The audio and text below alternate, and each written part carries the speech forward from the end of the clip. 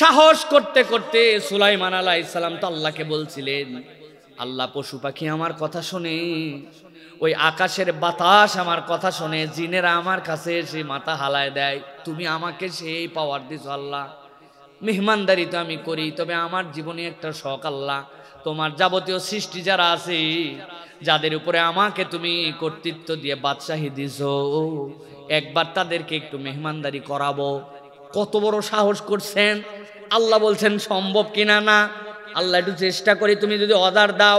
রান্না করতে করতে করতে করতে হয়রান হয়ে গেছে বাবুর্চিরা, রান্নার স্তূপের পরে স্তূপ হয়েছে, কত বড় হয়েছে কেউ কল্পনাও করতে পারবে না। আল্লাহ ঘোষণা দিয়ে ডাক দিয়েছেন, পয়গম্বর মেহমানদারি করবেন পানির আইটেম থেকেই করা শুরু করেন। প্রথমে সমুদ্রের পানিগুলাকে খাওয়ান, তারপরে বাকিদেরকে দেখা যাবে। সমুদ্রের পানিদের মধ্যে থেকে ডাক দিয়ে দিলেন, আবু সুলাইমানের মেহমানদারি এক ওয়াক্তের জন্য, আসো তোমরা খাওয়ার জন্য। ওই আসো মানে কাদেরকে বলছেন? সবাই রে, দাঁড়াও আগে আমি যাই খাই আসি। একটা মাছ গভীর সমুদ্রের থেকে উঠে আসছে, আসার পরে হা করে বলছে, খাবার কোথায় দেন তো। 40 দিন, কোন রেওয়ায়েতে আসছে 1 মাসের রান্না যা করেছিলেন সবগুলা খাওয়ার, খানিকক্ষণের মধ্যে খাওয়ার পরে বলছে, ডাকছেন মেহমানদারি করার জন্য, আধা পেটে বিদায় করবেন, কারণ খাবার কই। সিজদায় পড়ে গেছে রব্বুল আলামিন। সমগ্র সৃষ্টিকুল তো দূরের কথা, একটা প্রাণীকে খাওয়াতে পারলাম না। আমার বলার উদ্দেশ্য, পয়গম্বর আদব ওয়ালা ছিলেন, পয়গম্বর আল্লাহর মুতি ছিলেন, আল্লাহর অনুগত ছিলেন। ওই ইব্রাহিম আলাইহিস সালাম আল্লাহকে বলেছিলেন, কাইফা তুহিল মাউত, কেমনে আপনি মৃতকে আবার জীবিত করেন, তুমি কি বিশ্বাস করো না? কি বলেন আল্লাহ, বিশ্বাস করব না কেন? কিন্তু আমার অন্তরটা একটু তাতমাইন হতে চায়, দেখানো যায় কিনা আল্লাহ। ও আচ্ছা, তাহলে ঠিক আছে, পাখি নিয়ে আসো, জবে করো, টুকরা টুকরা করো, ভুনা করো, 7 পাহাড়ের মধ্যে ছড়ায় দাও। মিক্স হয়ে গেছে সবগুলা। এবার বলছে ডাক দাও, ওই পাখির যত ভুনাগ্রস্ত যেখানে যা ছিল 7 পাহাড়ে ছড়ানো, এক মুহূর্তের মধ্যে সবগুলা আকৃতিতে হয়ে হয়ে তার সামনে এসে উঠতে শুরু করছে। বলছে, আল্লাহ আমার বিশ্বাস পূর্ণ হয়ে গেছে। আল্লাহ রাব্বুল আলামিন বলতেছেন, পয়গম্বররা এইরকম ভাবে অতিথি পরায়ণ ছিল। অতএব কোন ব্যক্তি যদি তার জীবনে সফলতা পেতে চায়, জীবনে যদি পয়গম্বরের গুণে গুণান্বিত হতে চায়, তার বাড়িটা হবে মেহমান নেওয়াজির বাড়ি। মেহমান আসলে বিরক্ত হয় যে আল্লাহর সাথে বেয়াদবি করে সে। আল্লাহ রাব্বুল আলামিন নবীজি সাল্লাল্লাহু আলাইহি সাল্লামকে দিয়ে এমন একটা উপমা উপস্থাপন করেছেন, দীর্ঘ আলাপ করব না, কেবল ছোট্ট 2টা আয়াত বলি আপনাদের কাছে। আল্লাহর নবী এশার নামাজের পরে বসে আছেন, হঠাৎ করে কয়েকটা মেহমান আসলেন। নবীজি স্ত্রীদের কাছে খবর নিলেন খাবারের অবস্থা কি। বলে, ইয়া রাসূলুল্লাহ, আমাদের বাড়িতে আজকে রাত্রের খাবার নাই। নবীজি বললেন, আমার মেহমানকে কে মেহমানদারি করবে বলো তো। এক সাহাবী লাফ দিয়ে বলেছেন, বাড়িতে কি আছে না আছে জানে না, খাওয়াবো। দৌড়ায় গেছে, বউ কি আছে? বলে, আপনার আমার খাবার নাই, আমাদের ছোট্ট 2টা নাবালক সন্তান আছে, তাদের জন্য কিছু খাবার আছে। আমি যে নবীর মেহমানকে দাওয়াত দিয়ে আসছি, টেনশন করেন না, বাচ্চাকে খাওয়াবো না, আপনি আমি খাবো না, ওই মেহমানকে খাওয়াই দিব। বাচ্চারে কেমনে খাওয়াবে না? বলে, আপনি মেহমান নিয়ে আসে বসবেন, আমি রান্না তুলে দিব। বাচ্চারা কান্নাকাটি করতেছে, ক্ষুধার জ্বালায় পিঠের মধ্যে থাবা দিবেন, আব্বা আব্বা রান্না হচ্ছে, বাবারে রান্না হচ্ছে। ওরা খিদার কষ্টে কানতে কানতে রাত গভীর হয়ে গেছে, ঘুমায় যাবে। আর আপনার ওই খাবারটা, আপনার ওই 2 সন্তানের খাবারটা মেহমানকে দিয়ে দিব। স্ত্রীর প্রতি খুশি হয়ে মেহমান নিয়ে বাড়িতে আসছে, খাবার প্লেটে ডালার পরে সামনে নিয়ে যাওয়ার সময় বউ বলতেছে, আপনি যখন সাথে যাবেন আপনারেও তো বলবে খাও। বলছে, তাই তো। তো এখন 2 জনার শিশুর খাবার দিয়ে 2 জন বড় লোক, তাদের জন্যই কষ্ট। সাথে আরো একজন যদি বড় মানুষ যুক্ত হয়, তাহলে তো খাবার তৃপ্তি হবে না। স্ত্রী এত বুদ্ধিমতী, এত বেশি মেহমান নেওয়াজি, বরকতের ভান্ডার ওই মহিলা। বলতেছে, যাওয়ার সময় কুপি বাতিটাতে ইচ্ছা করে স্বামী একটু লাথি মারে দিয়ে যাবেন। কেন? কুপি নিভে যাবে। আপনি বলবেন কুপি ধরাও, আমি কুপি ধরাতে একটু দেরি করব, যেন আগুন খুঁজে পাচ্ছি না, অভিনয় করব। আর আপনি একটু অভিনয় করবেন, প্লেট তাদের সামনে রেখে মুখটা চটাস চটাস করে নড়াবেন, বুঝবে খুব খাওয়া খাচ্ছে, কিন্তু তারা দুইজন খাবে আর তাদের পেট ভরে যাবে। আল্লাহর নবীর মেহমানকে এছাড়া আর তৃপ্তি করার মতো উপায় নাই। কৌশলে বুদ্ধি করে রাত্রের খাবার শেষ হয়ে গেল, দুইজন মেহমানের স্বামী খায় নাই, স্ত্রী খায় নাই, কলিজার ধন দুইটা শিশু বাচ্চাকে পর্যন্ত অভুক্ত রেখে আল্লাহর নবীর মেহমানকে মেহমানদারি করে দিয়েছে। পরের দিন ফজরের সময় নবীজি সাল্লাল্লাহু আলাইহি ওয়াসাল্লাম সাহাবী দেখে হাসতেছেন। ইয়া রাসূলুল্লাহ, কি ভুল করলাম, হাসেন কেন? বলে হাসবো না মানে, গত রাত্রে তুমি আর তোমার বউ মিলে যা করছো, আল্লাহ তোমাদের এই আয়োজন দেখে, এই নিবেদন দেখে, এই মেহমান নেওয়াজি দেখে স্বয়ং আল্লাহ খুশিতে হেসে দিয়েছেন। আল্লাহু আকবার। আল্লাহ আয়াতে কারিমা দিয়েছেন, ওয়ালা ইয়াজিদুনা ফি সুদুরিহিম হাজাতাম মিম্মা উতু ওয়া ইউসিরুনা আলা আনফুসিহিম ওয়ালাউ কানা বিহিম খাসাসা। মনে করো না তাদের হৃদয়ে ক্ষুধা ছিল না, তাদের পেটের মধ্যে কষ্ট ছিল না, কিন্তু এত কষ্টকে উপেক্ষা করে তারা নিজেদের উপরে প্রাধান্য দিয়েছে, অপর ভাইকে খাওয়াইছে। আল্লাহ বলছেন, ওয়া মান ইউকাশশুহা নাফসিহি ফাউলাইকা হুমুল মুফলিহুন। আল্লাহ বলছেন, নিজের উপরে যে অন্যকে প্রায়োরিটি দেয়, অন্যের জন্য মেহমানদারি করে, আল্লাহ বলছেন তাদেরকে আমি সফল কামদের তালিকাভুক্ত করে নেই। সুবহানাল্লাহ। আপনার বউ, আমার বউ, অনেকের বউ আছে বাড়িতে মেহমান আসলে মন খারাপ হয়ে যায়, আর শ্বশুর বাড়ির মেহমান ঘন ঘন আসলে বলে তোমার বাড়ির লোকেরা তো আর কোনো বাড়ি দেখে না, শহরের উপরে আমার বাড়ি হওয়াটাই ভুল হয়েছে। আসেনি ভাই? না না না, সব বোনের কম না, সব মায়ের কম না, তবে যদি এরকম আপনি করেন আপনার বাড়ির বরকত কমে যাবে।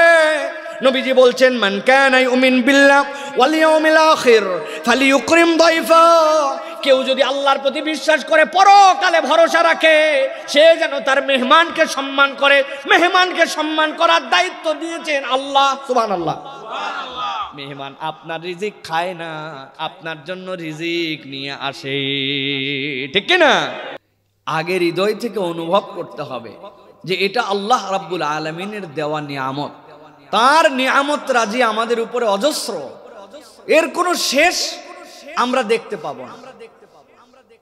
আপনারা ঠান্ডা মাথায় একটু বলেন, আকাশ থেকে বৃষ্টি হওয়া দেখছেন? আপনারা দেখছেন না ভাই? মনে হচ্ছে না যে আপনারা দেখছেন, না আসলে দেখেন নাই। আপনি দেখছেন উপর থেকে বৃষ্টি পড়ে, কিন্তু কোনোদিন বৃষ্টি কেমনে পড়ে এটা দেখেন নাই। উপর থেকে বৃষ্টি নিচ পর্যন্ত যে আসে, একটা ফোঁটার সাথে আরেকটা ফোঁটা লাগে না। যদি একটা ফোঁটার সাথে আরেকটা ফোঁটা লেগে যেত নির্ধারিত মাটির থেকে 1-1.5 হাত ওঠার আগে, তাহলে এইগুলো একটার সাথে একটা লেগে এক একটা এত বড় বড় পানির ঢিমা পড়তো। আর ওইটা যদি পড়তো তাহলে মানুষ বিপর্যস্ত হয়ে যেত, পাতা ছিঁড়ে যেত, ক্ষেত শেষ হয়ে যেত। আসমান থেকে ট্রিলিয়ন ট্রিলিয়ন কোটি কোটি সংখ্যা কিয়ামত পর্যন্ত কেউ বলতে পারবে না। অজস্র বৃষ্টি পড়ে, এক ফোঁটার সাথে এক ফোঁটা লাগে না। আল্লাহ এত নিখুঁত ভাবে বান্দাকে বৃষ্টিটাও দেন। সুবহানাল্লাহ। কই বৃষ্টি দেখছি আমি? তাহলে তো বৃষ্টি দেখি নাই, কল্পনার মধ্যে নিতে পারবো না। এটা কি সায়েন্স? 10 তলার উপর থেকে 1 বালতি পানি নিচে ফেলাবেন, 5 তলার উপর থেকে ফেলাবেন, অত দূর না হলে 1 তলা বাড়ি হলে 1 তলার উপর থেকে 1 মগ পানি নিচে ফেলেন। নিচে কেউ একজন যদি থাকে, আচমকায় 1 মগ পানি তার মাথায় পড়লে দেখেন তো 1 তলার থেকে মাত্র 10 ফিট উপরতে বললে কেমন ঠেলা হয়। আর কোথায় মেঘ, সেখান থেকে বৃষ্টিগুলা ভেঙে ভেঙে ছোট ছোট করে আসে, একটার সাথে আরেকটা লাগে না। প্রত্যেকটা দানায় প্রথম যখন বৃষ্টি হয় আপনি সুন্দর করে তাকায়, আর রাস্তার উপরে যখন ডাস্ট বালু থাকে তার উপরে দেখবেন আল্লাহ বান্দাকে এই রকম সুন্দর করে প্রত্যেকটা জিনিস তার জন্য নিবেদিত করে দিয়েছেন। সুবহানাল্লাহ। এই জন্য আল্লাহ বলছেন তাকাও, আল্লাহকে দেখো, আল্লাহর সৃষ্টির দিকে একটু দেখো। তুমি যদি আল্লাহর সৃষ্টির বৈচিত্র্য দেখো, সিজদা দেওয়ার জন্য কোরআন হাদিসের অগাধ পাণ্ডিত্য লাগবে না। আপনাদের এখানে ইউক্যালিপটাস গাছ আছে ভাই? উঁচু উঁচু আকাশমণি গাছ আছে ভাই? 6 তলা উঁচু, হ্যাঁ? আর আপনার পাশে যদি একটা 3 তলা বাড়ি থাকে, উপরে একটা ট্যাঙ্কি দেয়, নিচ থেকে পানি উঠে, উঠার পরে ওই ট্যাঙ্কি ভরে, ওটা 3 তলার লোকে ব্যবহার করে, 2 তলাও করে, 1 তলাও করে, ঠিক কিনা ভাই? ওই মেশিন খালি 5 মাস 6 মাস পার হয়েছে ভাই। সিঁড়ির নিচে যে জায়গায় মেশিন দেওয়া, খালি কল ছাড়তে দেরি, সুইচ দিতে দেরি, ওর শব্দ আর আগের মতো নাই, আসে না ভাই? মেশিনের শব্দ অস্থির। নিচতলার লোক বলছে বন্ধ কর, একজন বলছে কি এর বন্ধ কর, ব্যাক কল, নিচতলায় তুই আসিস বলে কি তোর পানি আছে নাকি? তোর পানিও তো উপর থেকে তোলার পরে আবার নিচে তোর বাথরুমে আসে, তুই কি জন্য বাপ মারিস? শব্দ সকলেরই সহ্য করা লাগবে। কিন্তু একটা 6 তলার সমান গাছ, 50 বছর বয়স, আহা, শালক সংশ্লেষণ প্রক্রিয়ায় নিচ থেকে পানি যায়, উপর থেকে ওই যে পাওয়ার সোলার লাইট সে নেয়, ওই পানি পাচ্ছে আর উপর দিকে লিকলিক করে উঠতেছে। কোনোদিন মনে হয়েছে যে বাপরে শব্দ, গাছের বয়স 60 বছর আর পানি উঠে উঠে আমাদেরকে পাগল করে ফেললো, গাছ কেটে ফেলো হয়েছে ভাই? আল্লাহর সৃষ্টির দিকে তাকাই না, যদি তাকাই তাইলে আর কোনো টেনশন করতে হবে না, ওই গাছের দিকে তাকায় বান্দা সিজদায় পড়বে, সুবহানাল্লাহ। আল্লাহ বলছেন আমি তোমার জন্য এরকম অজস্র অজস্র ধারার নিয়ামত দিয়েছি। আপনারা গাছে আম ঝুলে আছে আর দেখছেন যে আমের গায়ের উপরে যায় মাছি বসে বসে ভ্যান ভ্যান ভ্যান ভ্যান করতেছে, পুরা বাগান ভরে গেছে মাছিতে, দেখছেন কেন? উপর দিয়ে ছোট্ট একটা চামড়া দিয়ে আল্লাহ কাভার করে রাখছেন, ভিতরের ঘ্রাণ, ভিতরের কেমিক্যাল, ভিতরের আইটেম সবগুলো আল্লাহ সংরক্ষণ করছেন। খালি অল্প একটুখানি নখ দিয়ে টান দিয়ে ফাঁকা করে দিলে মাছি চলে আসে। তার মানে আপনি যে ঘ্রাণটা নাকে শোকেন ওইটা ভিতরের অরিজিনালটা না, ওটা প্রাণীদের জন্য আল্লাহ রাব্বুল আমিন ভিন্নভাবে ব্যবস্থাপনা করেছেন। প্রত্যেকটা জিনিস আল্লাহ লজিক্যালি বান্দার সামনে উপস্থাপন করছেন, সুবহানাল্লাহ। আপনি কল্পনা করতে পারবেন না রব আপনার আমার জন্য কি নিয়ামত দিলেন। আপনি একটা আলু নিয়ে মাটির নিচে পুঁতে রাখেন তো, আলু হয়ে যাওয়ার পরে, আর ওই মাটির নিচ থেকে আলু আল্লাহ রাব্বুল আমিন আপনার জন্য রেডি তৈরি করে পাঠাচ্ছেন। আপনি আমি বুঝলাম না, ওরে সুবহানাল্লাহ, কি নিয়ামত রব আপনার আমার জন্য দিয়ে রাখলেন। গোফটা মাঝে মাঝে কাটেন তো না ভাই? বুঝা বলেন, কাটেন তো না? ভুরু কারা কারা কাটেন একটু হাত তোলেন তো ভাই। হুজুরা প্রত্যেক বৃহস্পতিবার দিন আসলে আমার ভুরু কাটা লাগে, আছে? কি ব্যাপার? মোষ বড় হয়ে গেল, 1 সপ্তাহে এখান থেকে মাত্র 4 আঙ্গুল মাপলেই 3.5 আঙ্গুলে ভুরু পায়। আপনার ভুরুর চুল বাড়ে না আর আপনার মোষ বাইরে অস্থির হয়ে যাচ্ছে, আপনার দাঁত বড় হয় না আর আপনার নখ বড় হয়ে যাচ্ছে। একই শরীর, একই জায়গায় পেটে ভাত দিলাম, নাকি ভুরুর জন্য আলাদা ভাত? তাই তো না? মানে ভুরু বাড়ার জন্য গরুর গোশত আর মোষ বাড়ার জন্য পালং শাক না? আহা, আমি তাকালামই না আমার রব আমার জন্য কি নিয়ামত দিয়া ভরপুর করে রাখছেন, সুবহানাল্লাহ। আমি আল্লাহরে খুঁজে পাই নাই, খুঁজেই পাই নাই আল্লাহরে। 32টা দাঁত অনেকেরই নাই, এখনো পোলাপান আছেন। আমাদের 32টা হয়েছে, আক্কেল সহ, চাচাদেরও হয়েছে। এর মধ্যে একটা নরম জিহ্বা, কি ডেঞ্জারাস জায়গায় এই জিহ্বা, এইটা দিয়ে কি বক্তব্য দিচ্ছি, কি গালাগালি করতেছি, কি কোপাকপি, কি কোরআন তেলাওয়াত, কি গজল। কল্পনা করেন তো, এই দাঁতের নিচে চাপ লাগে তো এই জিহ্বা অল্প দিনের মধ্যে অ্যাক্সিডেন্ট করে সব খামখেয়ালি হয়ে যাওয়ার কথা। অথচ জিন্দেগিতে হয়তো 5 বার খাওয়ার সময় চাপ লাগছে, ওইটার জ্বালার ব্যথা যে একবার জিভাই কামড় দিছে, হে জানে আগামী 7 দিন কি। কি ভাই, আল্লাহরে খুঁজে পাই নাই? কিছুই দেয়নি আল্লাহ, জিন্দেগিতে শেষ একবার না। আল্লাহরে খুঁজে পাই না। আল্লাহরে খুঁজেন তরুণ যুবকের, আল্লাহরে খুঁজেন। এইগুলো ওয়াজ থেকে আল্লাহরে খুঁজে নিয়ে যাওয়া লাগে, জীবন পরিবর্তন করে যেতে হয়। এই জন্য শয়তান এইগুলারে আসতে দিতে চায় না। আল্লাহ রাব্বুল আমিন বলছেন, 5টা আয়াত বলবো, ঠান্ডা মাথায় বুঝবেন। কোরআনের সাথে আপনি যে সম্পৃক্ত হবেন, কোরআন আল্লাহ চ্যালেঞ্জ দিচ্ছেন, কেন তোমার কোরআনের কাছে আসতে হবে? আজকের চ্যালেঞ্জ নয়, এটা 1450 বছর আগের চ্যালেঞ্জ। কিয়ামত পর্যন্ত চ্যালেঞ্জ দিয়ে রাখলেন, কোরআন ছাড়া তোমার যাওয়ার কোনো উপায় নাই। তুমি তোমার রবকে চিনো আর তোমাকে চিনতে চাও, তোমাকে কোরআনের কাছে আসা লাগবে। আল্লাহ বলছেন, আমি ইয়াকুলুন ইফতারা কুল ফাতু বিসূরাতিন মিথলি ওয়াদউ মান ইসতাতা'তুম মিন দুনিল্লাহ।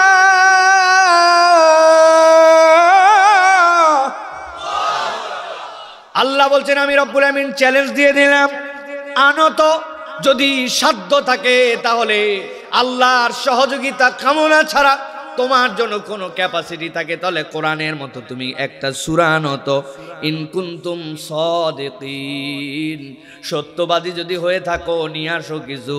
আতাল পাতাল ফাপড় মারো, উমুক আইন সেরা, তুমুক সংবিধান সেরা, তুমুক বিধানের তুলনা নাই, উমুকে আমার জন্য শ্রেষ্ঠ একটা নীতিমালা প্রণয়ন করেছে, আতারা পাতারা গল্প মারো। কিন্তু দুনিয়া প্রমাণ হয়ে গেছে দুনিয়ার কোনো বিধান একাধারে 10 বছর পর্যন্ত স্টেবল হয় না। ওর মধ্যে সংশোধনী লাগে, ওর মধ্যে সংস্কার লাগে, ওর মধ্যে পরিমার্জন লাগে, ওর মধ্যে পরিবর্তন লাগে। একমাত্র যেইটা পরিবর্তন লাগে না ওইটার নাম হচ্ছে কোরআন, ঠিক না? আজ পর্যন্ত বহু মানুষ আজ পর্যন্ত কোরআনের বিপক্ষে অনেক কথা বলেছে, কিন্তু কোরআনের পরিবর্তন কিচ্ছু করার কারণ সাধ্যও নাই, প্রয়োজনও পড়বে না। বুঝে ধরলে ভালো, না বুঝে ধরলে সেটা আমাদের ব্যর্থতা, ঠিক না? আল্লাহ রাব্বুল আমিন বলছেন কাফেররা বলে অজুহাত খুঁজি কোরআন অস্বীকার করার, নবীকে আল্লাহ বলছেন আপনি যে বলেন وقال الذين كفروا لولا نزل عليه القرآن جملة واحدة كذلك لنثبت به فؤادك। আল্লাহ বলছেন তারা অজুহাত আমার সামনে উপস্থাপন করে, আপনার সামনে উপস্থাপন করে, অস্বীকার করার অজুহাত। এই রকম করলে আমি গ্রহণ করতাম, সেরকম হলে আমার মনোভূত হতো। আসলে তাদের টার্গেট হচ্ছে গ্রহণ না করার জন্য অজুহাত তৈরি করা, ঠিক না? দুনিয়ায় একদল লোক সব সময় থাকবে, ও কেবল খুঁত ধরবে আর খুঁত ধরবে, যত ভালোই দেন ওর দিলে কুলাই না, ঠিক না? ভাত করলে বলে পোলাও হলে ভালো হতো, ঝাল একটু বেশি হলে বলে একটু কম হলে ভালো হতো, সিদ্ধ বেশি হলে বলে একটু শক্ত হলে ভালো হতো, শক্ত হলে বলে একটু নরম হলে ভালো হতো। এই টাইপের লোক আছে কিনা?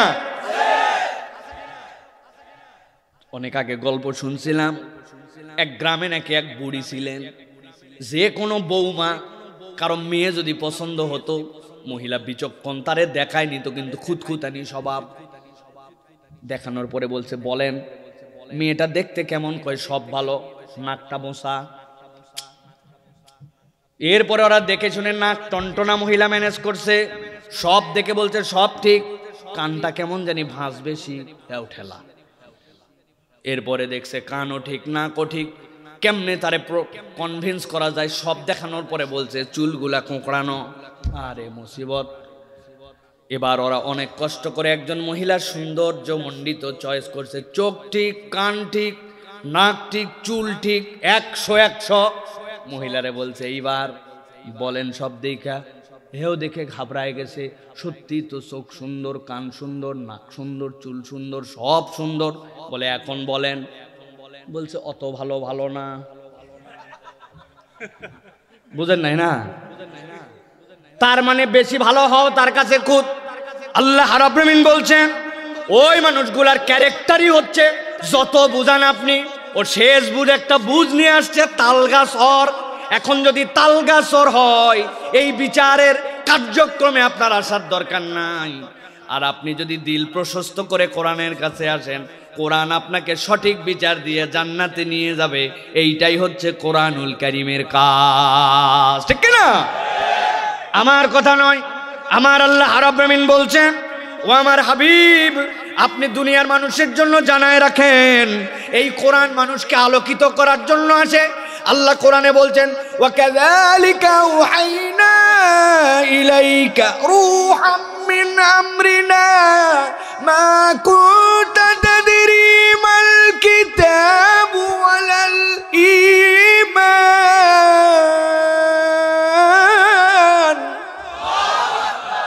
আল্লাহ বলছেন ও আমার হাবিব আপনার জন্য এমন একটা কিতাব দেওয়া হলো এমন একটা মাধ্যম দিয়ে আপনার কাছে দেওয়া হলো যেইটার মধ্যে কোনো সন্দেহ নাই, একটা রূহ মিন আমরিনা, এমন ফেরেশতাকে দিয়ে দেওয়া হলো যেই ফেরেশতাকে আল্লাহ নবী সাল্লাল্লাহু আলাইহি ওয়াসাল্লাম স্ব আকৃতিতে 2 বার দেখেছিলেন। কয়বার?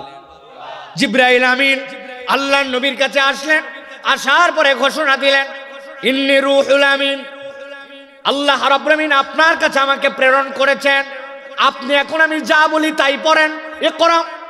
আল্লাহ নবী বলেন মা না বিকরিন, আল্লাহ নবী সাল্লাল্লাহু আলাইহি সাল্লামকে জাপটায় ধরলেন, এরপরে আল্লাহ নবীকে আবার বললেন ইকরা মা না বিকরিন, আবার তৃতীয়বার ধরার পরে বললেন ইকরা বিসমি রাব্বিকাল্লাযী খলাক। আল্লাহ নবীর সাথে সাথে সূরা আলাকের 5টা আয়াত তার প্রতি নাজিল হয়ে গেল।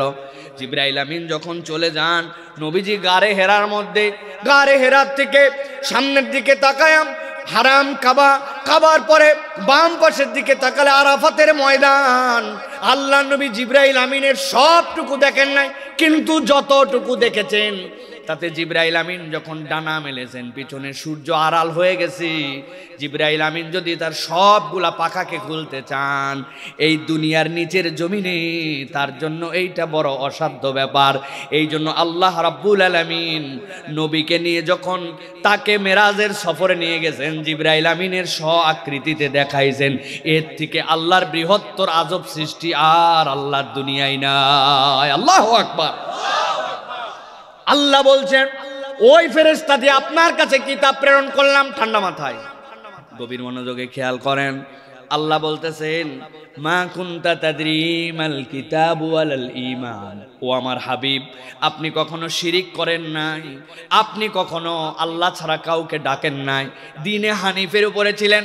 তবে আমি আপনাকে জানাচ্ছি মা কুনতা তাদরি মাল কিতাবু ওয়ালাল ঈমান, আপনি প্রকৃতার্থে কিতাব কি ঈমান কি এইটার ব্যাপারে আপনার সম্মুখ ধারণা ছিল না, আমি আল্লাহ আপনাকে দিছি। আল্লাহু আকবার।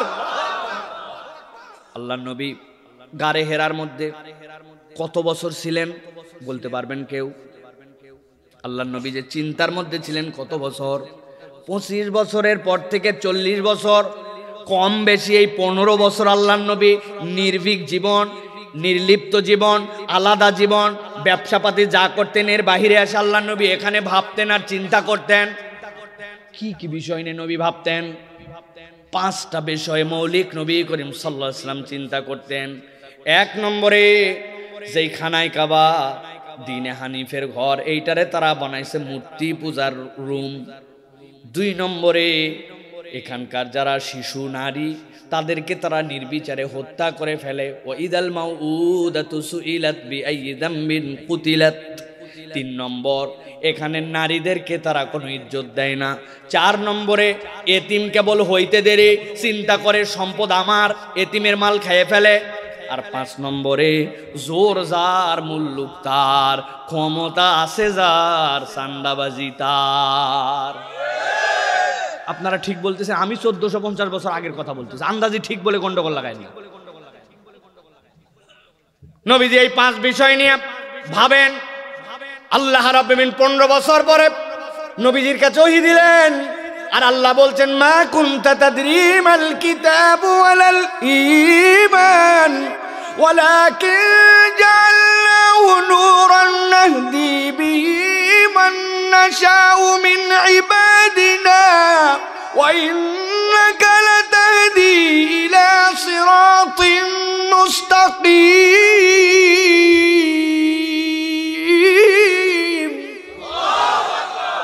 আল্লাহ বলছেন যদিও আপনি দেখতেছেন আপনাকে ঈমান দিলাম, যদিও আপনি দেখতেছেন আপনাকে কিতাব দিলাম, কিন্তু আমি আল্লাহ জানালাম ওয়ালাকিন জাআলনাহু নূরা, আপনাকে মূলত আমি আলো দিলাম। সুবহানাল্লাহ।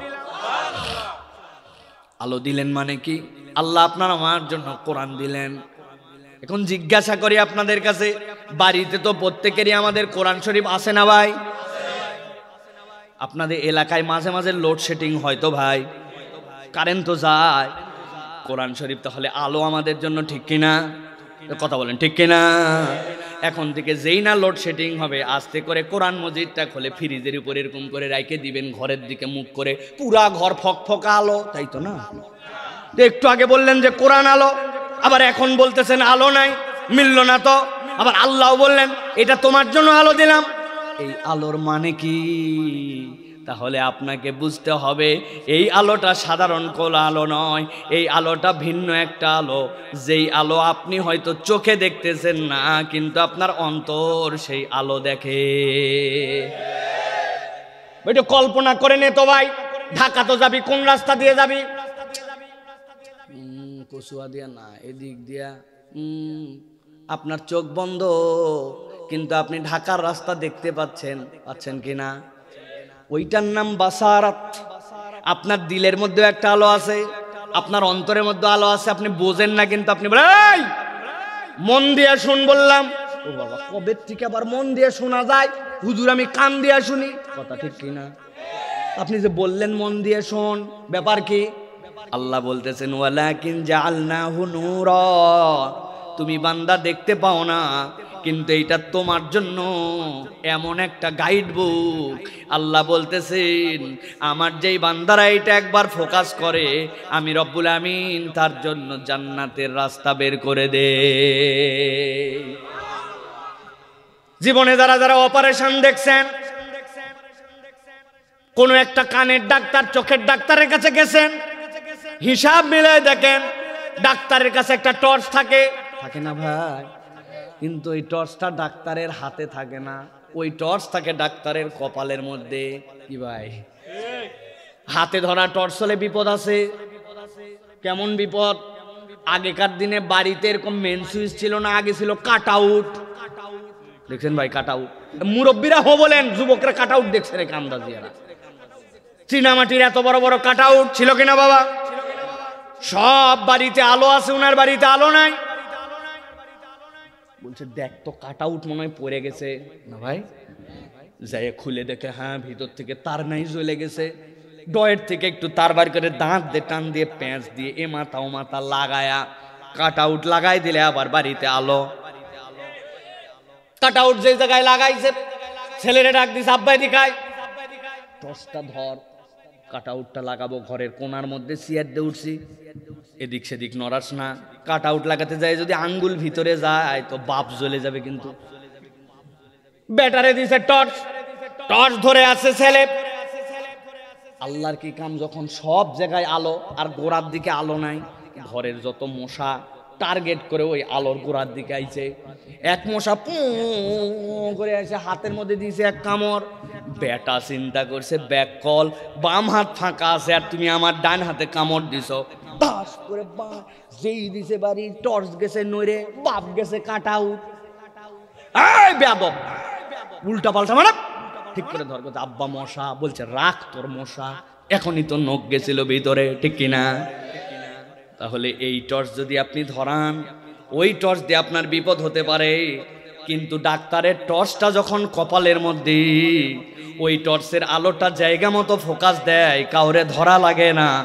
আল্লাহ বলছেন এই কোরআন হচ্ছে এমন, ওয়ালাকিন জাআলনাহু নূরা নাহদি বিহি মান নাশাউ মিন ইবাদিনা ওয়া ইন্নাকা লাতাহদি ইলা সিরাতিন মুস্তাকিম।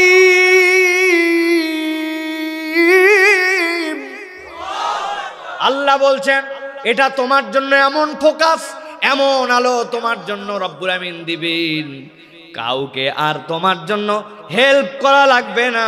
এই কোরআন তোমাকে খুঁজে নিয়ে জান্নাতের রাস্তায় নামায় দিবে।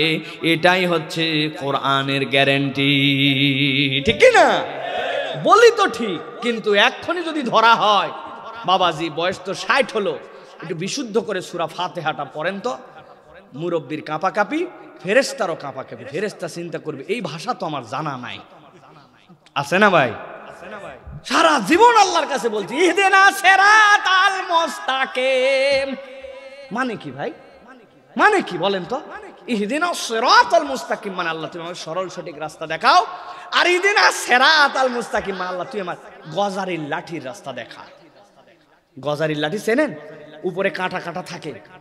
সিরাত আর সিরাতের মধ্যে পার্থক্য। সারা জীবন চাইছে আল্লাহ তুই মারিস না কেন আমার? আল্লাহ যখন ফাটাই নাই, এই তো বেশি। নিয়ম থাকলে ফেরেশতা নেইবে, ওরে অন্তত বেদ দিয়ে কিছু লাগাই দিয়ে যাইতো। 60 বছরে কত ফাটাই ফেললাম, কিন্তু কোরআনের কাছে আসলাম না। কোরআনের মাহফিল পর্যন্ত টানে না, নিজেদের ছেলেদেরকে পর্যন্ত তৈরি করলাম না। এই তো আমার শুধু মাহফিলে আসলাম আর বললাম ঠিক। এই ঠিক বলাই কি লাভ বলেন ভাই? আল্লাহ রাব্বুল আমিন বলছেন নবীজি সাল্লাল্লাহু আলাইহি সাল্লামকে আমার হাবিব, আপনি দুনিয়ার মানুষকে জানান কোন গ্রন্থের কাছে তাই আসতেছে, সে যেন হৃদয় দেখবার অনুভব করে।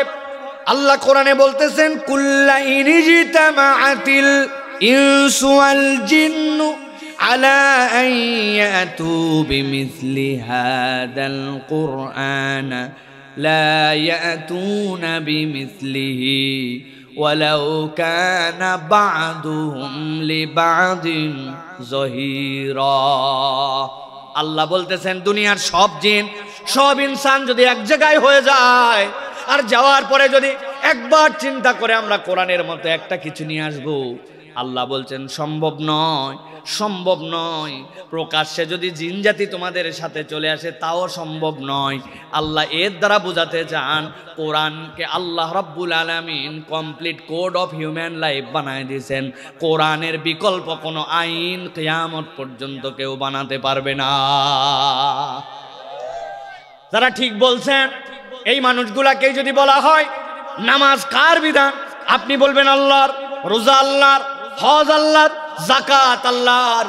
কিন্তু বাংলাদেশের টাকা যেই লোকগুলা বিদেশে পাচার করে দিল, বাংলাদেশের নাগরিক হয়ে সিঙ্গাপুরের 1 নম্বর ধনী ব্যক্তি হয়ে গেল, ব্যাংকগুলাকে ফর্সা করে দিয়ে গেল, কোটি কোটি টাকার আমানত, যাওয়ার পরে 1 কোটি টাকার আবেদন করলে 5,000 টাকা দিতে পারে না, বাংলাদেশকে হাওয়া বানায় দিয়ে গেল।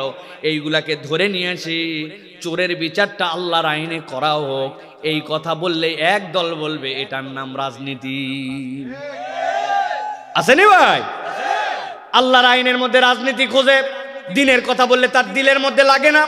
এই ওয়াজ তার পছন্দ হয় না, তার ওয়াজ খালি পছন্দ মা খাদিজার জীবনী যত পারিস বল, ওদিকে দেশ চলে যাক, চোর ডাকাতি হয়ে যাক, বদমাশি হয়ে যাক। এই আদর্শের নাম ইসলাম নয়, এইটা মানার নাম মুসলমান নয়। মুসলমান মানে বিশ্বাস করবে আল্লাহর আইনের থেকে ভালো আইন আর হতে পারে না, ঠিক না? সহ্য হয় না দেখবেন এক দলের। এই জন্য আল্লাহ রাব্বুল আমিন বলছেন নবী আমার আপনি জানাই দিয়ে রাখেন এই কোরআনুল কারীম যেটা আপনাকে দেওয়া হলো এইটার কাজ এরকম নয় যে আপনি কেবল তেলাওয়াত করে গেলেন আর তেলাওয়াত করে গেলেন। না না না, এইটার একটা সামাজিক আবেদন আছে, এইটার একটা পারিবারিক আবেদন আছে, এইটার একটা বিশ্ব পরিমণ্ডলের আবেদন আছে। কোরআন কোনো থিওরির নাম নয়, কোরআন হচ্ছে প্র্যাকটিক্যালি ইস্টাবলিশড হয়েছে, ঠিক না? এটাই আল্লাহ রাব্বুল আমিনের বিধান। আজকে জুমাতেও আমি বলছি একদল ভক্কর চক্কর আছে, কয় মসজিদে দুনিয়াবি আলাপ হারাম আছে না? ওরে বদমাইশ, যেই আলাপ মসজিদে হারাম ওই আলাপ দুনিয়ার সব জায়গায় হারাম, ঠিক না? তুমি টাউটামি করো। এক লোক আমার কাছে আসছে, হুজুর আমার আব্বা মারা গেছে, 2 ভাই 2 বোন, আম্মা বেঁচে আছে, দাদি বেঁচে আছে, দাদা বেঁচে আছে, আমার 1 ভাইয়ের বিয়ে হয়েছে, তার একটা বাচ্চাও হয়েছে, এখন আব্বার জমিটা এত ভাগ করব কেমনে? জমি তো দুনিয়ার, ধানের খেত, ভিটা মাটি, ও মসজিদের মধ্যে আমার কাছে ওয়ারিসনামা মিরাসনামা বন্টন নিতে আসছে। এটা হারাম তো, যেহেতু দুনিয়ার আলাপ। হারাম না? হারাম না? আল্লাহর বিধান তুমি এই জায়গায় আরাম লাগে আর তুমি এইটার নাম দিছো দুনিয়াবি আলাপ। আরে দুনিয়াবি আলাপ যে হারাম কথা তুমি 3 বন্ধু মিলে বলো, ওটা বাহিরেও হারাম ভিতরেও হারাম, ঠিক না? একজন মাসলা জানতে আসছে, হুজুর রাত্রেবেলা শুয়েছিলাম, আমার তো এই জিনিস হয়ে গেছে, বয়স 18, এখন আমি গোসল করব হুজুর, গোসল করার নিয়ম কি? আপনি বলবেন নাউজুবিল্লাহ, এটা একটা দুনিয়াবি বিষয়, তো রাত্রেবেলা গান আপাক হয়েছে, এই বিধান মসজিদে থাপড়ান। বাট সুবহানাল্লাহ সুবহানাল্লাহ সুবহানাল্লাহ মসজিদ সুবহানাল্লাহ, এটা নাই, এটা দুনিয়াবি আলাপ তো না?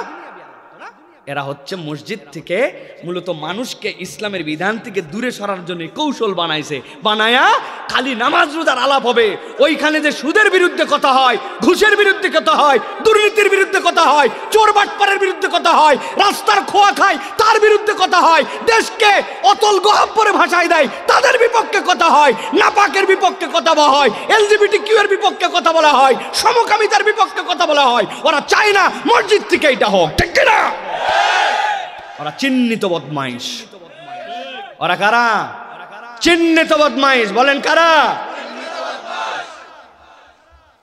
আল্লাহ রাব্বুল আমিন বলছেন, ইয়া আইয়ুহান নাস, গভীর মনোযোগ, قد جاءتكم موعظة من ربكم وشفاء لما في الصدور وهدى ورحمة للمؤمنين। আমি আল্লাহ তোমাদের জন্য এমন কোরআন দিলাম যেটা তোমাদের জন্য উপদেশ। আমি বুঝানোর জন্য বলি, কোরআন আমাদের জন্য অনেক সময় প্রেসক্রিপশনের মতো। বলেন একসাথে, বলেন কিসের মতো? প্রেসক্রিপশন। দেখছেন ডাক্তার তো সব ডিসপেন্সারি আলাদেরকে বানাইছেন, ডিসপেন্সারি আলা ডাক্তার না ভাই। মাঝে মাঝে প্রাইমারি ট্রিটমেন্ট নিয়েন, তবে সব রোগের জন্য ডিসপেন্সারি আলার কাছে যাইয়েন না, আপনার কিডনি খেয়ে ফেলবে, ও ব্যথার ওষুধ দিবে, বুঝবে না, আরাম হবে তৎক্ষণাৎ, কিন্তু পরবর্তীতে যাই আপনার ব্যারাম বাইরে যাবে। ডেডিকেটেড ডাক্তারের কাছে যান। আমার দিকে তাকান, গভীর মনোযোগে খেয়াল করেন। ডাক্তারের কাছে একটা প্রেসক্রিপশন থাকে কিনা ভাই? এইরকম করে দেখবেন উপরে টান দেওয়া থাকে অথবা ভাঁজ দেওয়া থাকে, বাম পাশে এরকম করে আবার একটা ভাঁজ দেওয়া থাকে অথবা দাগ দেওয়া থাকে ভাই। এইখানে আপনার জন্য নাম লেখছে, বয়স লেখছে, ছেলে না মেয়ে লেখছে, এরপরে আপনার জন্য এই জায়গাতে ওয়েটটুকু লেখছে, আর বাম পাশে এই যে এই জায়গা প্রেশারটা মাপছে, প্রেশারটা মাপে এই জায়গায় প্রেশার লেখছে, জিজ্ঞাসা করছে কি হয়েছে, আর বলিস না বাপ, খালি খাওয়ার পরে বাম পাশে এই জায়গা ব্যথা করে, কতদিন ধরে ব্যথা করে, খাওয়ার আগে করে না পরে করে, ডাবা দিলে লাগে না লাগে না, নানান কিছু জিজ্ঞাসা করছে, করার পরে কি জানি ডাক্তার এই জায়গায় লিখে রেখেছে, এই সুগার আছে, সুগার, ডায়াবেটিস, কি জানি একটা লিখে রাখছে এই জায়গায়। আপনি একবার ওইটা শুনতেও চান নাই, কি জানি লেখলো, আর এরপরে বলছে মেডিসিন আপনাকে দিয়ে দিলাম, ঔষধ সকাল দুপুর রাত, খাবার আগে না খাবার পরে, কত পাওয়ার, এই পারে ঔষধ আর এই পারে বৃত্তান্ত। আল্লাহ বলতেছেন বান্দা, আমি তোমার জন্য এই কোরআনকে মাউইজা বানালাম। এই যে বাম পাশে ডেডিকেটেড ডাক্তার আপনার কি রোগ আইডেন্টিফাই করেছে সেটা এই জায়গায় লিখে রেখেছে। আল্লাহ বলছেন এই কোরআন তোমার জন্য মাউইজা, কোরআন তোমার জন্য উপদেশ। তুমি জানো না আমি আল্লাহ তোমাকে সৃষ্টি করেছি, অতএব আমি রব্বুল আমিন তোমার জন্য এইটাকে উপদেশ দিলাম। তুমি যদি এইটাকে ফলো করো তাইলে তোমার জন্য মুক্তি, আর বুদ্ধি খাটালে তোমার জন্য বিপদ। ঠিক বলছেন, আসতে হয়েছে, কেননা বুঝেন নাই। আপনার অসুখ জ্বর, ডাক্তার বলছে এখনই কোনো হায়ার অ্যান্টিবায়োটিকে যাওয়া যাবে না, তবে 8 ঘন্টা পর পর একটা করে প্যারাসিটামল খাবেন আগামী 3 দিন। ওষুধ খাবে কয় ঘন্টা পর পর? কথা বলেন, সবাই বলে নাই কয় ঘন্টা, কয় দিন? তাহলে 3 দিনে কয়টা প্যারাসিটামল হয়? 3 দিনে 3টা হয় না? কাদের সাথে ওয়াজ করতেছি ভাই? কয়টা? 9 প্যারাসিটামল। চিন্তা করছে পেটও একটা, ওষুধও একটা, 8 ঘন্টা পর পর মনে থাকে কি থাকে না? একবারে 9টা। রোগ ভালো হবে না, মরার জোগাড় হবে। এই জন্য পণ্ডিতি করা যাবে না, পণ্ডিতি করলে মুসিবত। আপনি সৃষ্টি, আপনাকে সৃষ্টির মধ্যে থাকতে হবে, মাতব্বরি করলে আপনি ধরা খাবে। আল্লাহ বলছে 4টা বিয়ে তুমি করতে পারবে, তবে আল্লাহ বলছেন যদি ইনসাফ করতে না পারো একটাই তোমার জন্য যথেষ্ট। আল্লাহ বলছেন তবে অপশন আমি রাখলাম। এখন আপনি যদি পণ্ডিতি করে বলেন সমাজের মানুষ চায় না, 4টা বিয়ের বিধান এই দেশে চলবে না, আপনি আল্লাহর বিধানের উপরে পণ্ডিতি মারছেন, আপনার ঈমান থেকে আপনি বেরিয়ে যেতে পারেন, ঠিক কিনা? এই 4 বিধানের অনুমোদন এইটা কি আপনার আমার বানানো না কোরআনের দেওয়া? তাহলে দুনিয়ার কোনো বাপের বেটার এটার উপরে কথা বলার ক্ষমতা আছে নাকি? মুসলমান পরিচয় দিয়া যে আমি আল্লাহর দেওয়া বিধান মানি না, তার ঈমান থাকবে? থাকবে? কয়দিন পরে তো আপনি বলবেন ওই ফজরের সময় মানুষ একটু ঘুমায়, সারা রাতের ব্যস্ততা বাড়ছে মানুষের, ফজরের নামাজ আবার কিসের নামাজ বলতেই তো পারেন, তাই না? আপনি যদি স্যার বিয়ের ক্ষেত্রে এইটা বলতে পারেন, আপনি কয়দিন পরে ওইটা বলতে পারবেন? কথা বলার আগে মুখ সামলায় কথা বলেন। মাতব্বরি করতে যায়, দেশীয় রাজনীতি করতে যায়, বিদেশি প্রভুদেরকে আপনি সন্তুষ্ট করতে যায়, এমন তেলবাজি করেন না যেটাতে ইমান থাকবে না। আর 2 নম্বর, বাংলাদেশের মুসলমান ইমানে আমলে অনেক দুর্বল হতে পারে, কিন্তু আল্লাহর বিধান নিয়ে কেউ কথা বলবে, এইটা কিন্তু বাংলাদেশের মুসলমান সহ্য করবে না। মুখ সামলায়া কথা বলতে হবে। ভালো করে খেয়াল করেন, আল্লাহ বলতেছেন এই কোরআনের আরেকটা দায়িত্ব, শিফাউল লিমা ফিস সুদূর, তোমার অন্তরের মধ্যে এই কোরআন শিফা দান করবে। আর আমি যেই পয়েন্টটা বলার জন্য আপনাদের কাছে বলতে চাই, আল্লাহ বলছেন এটা তোমার জন্য হুদা। হুদা মানে হচ্ছে তোমার জন্য পথ প্রদর্শন। আপনারা যারা বাইক চালান দেখবেন, এই বাইক চালায় চালায় যখন মেন রাস্তায় ওঠেন, রাস্তার মধ্যে কতকগুলা সুন্দর সুন্দর সাইনবোর্ড লাগানো আছে, আছে না ভাই? বামে চলো, ডানে চলো, সামনে স্পিড ব্রেকার, সামনে বাজার, সামনে স্কুল, আছে না ভাই? আপনি ওইটাতে যখন আপনার গাড়ির হেডলাইটের আলো ফেলেন, ফক ফক করে ওইটা জ্বলে উঠে, যুবকদের কাছে জিজ্ঞাসা করব, বলো তো ভাই, যে এইটা চকচক করে জ্বলে ওঠে, ওর ভিতরে কি কোনো আলো ঢুকানো আছে? দিনের বেলা কি চার্জ দেয়? ওইটা রিফ্লেক্টর স্টিকার, ওর উপরে তোমার লাইটটা পড়া মাত্র এটা দপদপ করে জ্বলে উঠছে। আল্লাহ বলতেছেন, বান্দা তুমি যদি সত্যি সত্যি কোরআনটাকে নিজের ভিতরে নিয়ে নিতে পারো, কোরআনের প্রেসক্রিপশন ফলো করতে পারো, আর কোরআনের শিফাটা দিয়ে দিল পরিবর্তন করতে পারো, এই কোরআন তোমার জন্য এমন হুদা হবে, তোমার সামনে শয়তানের অনেক রাস্তা আসবে, অনেক বিপদ পরিবেশ আসবে, কিন্তু যেখানে জ্বলা লাগবে আলো গাইড করার জন্য, কোরআন তোমাকে গাইড করে করে জান্নাতে নামানোর আগ পর্যন্ত তোমার থেকে কোরআন বিচ্ছিন্ন হবে না। তাহলে বুঝে থাকলে বলেন তো, এই কোরআনের সাথে সম্পৃক্ত হওয়ার দরকার আছে না? না আছে? কাদের কাদের আছে দেখি, হাত দুটা উঁচু করেন।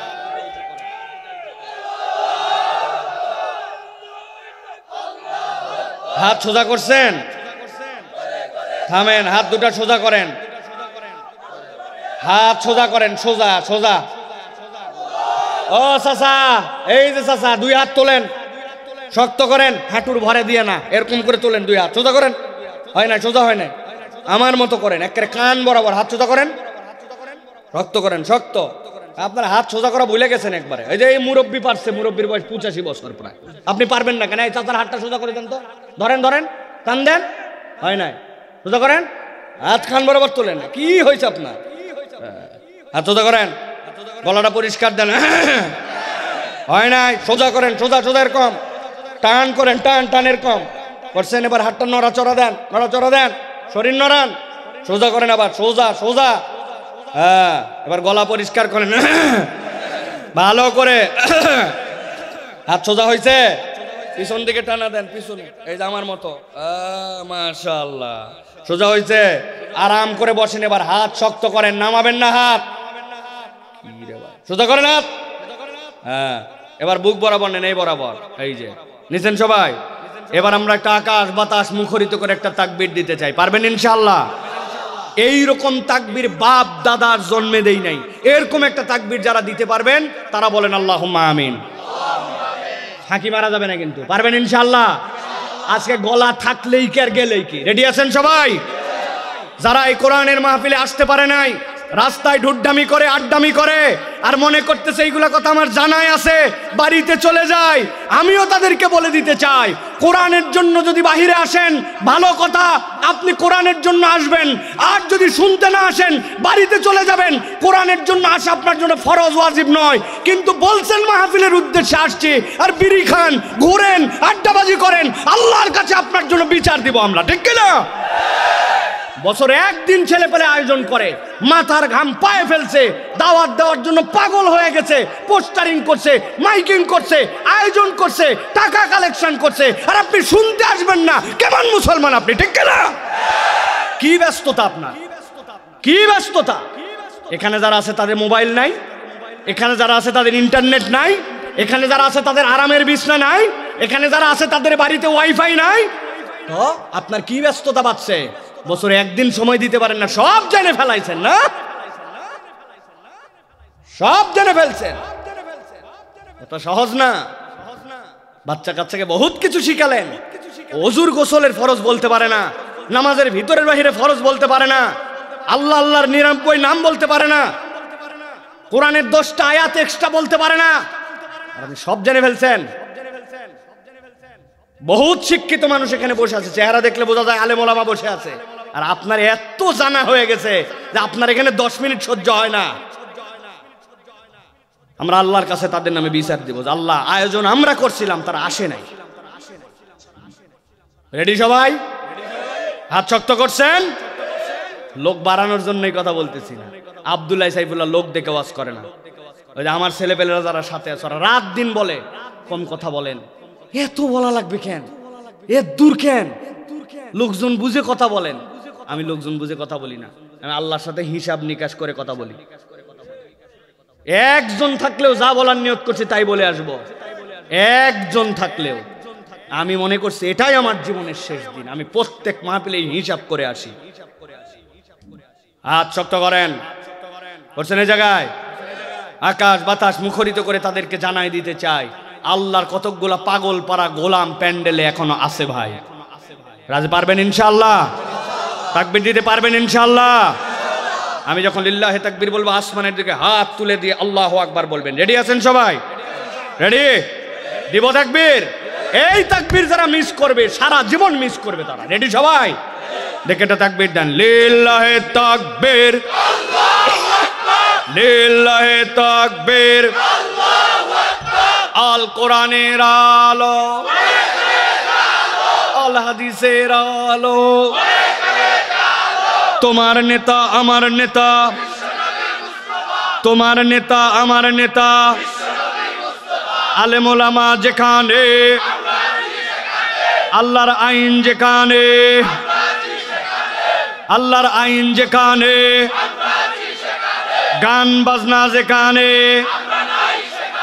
নাটক সিনেমা যেখানে, আলেম ওলামা যেখানে, লিল্লাহি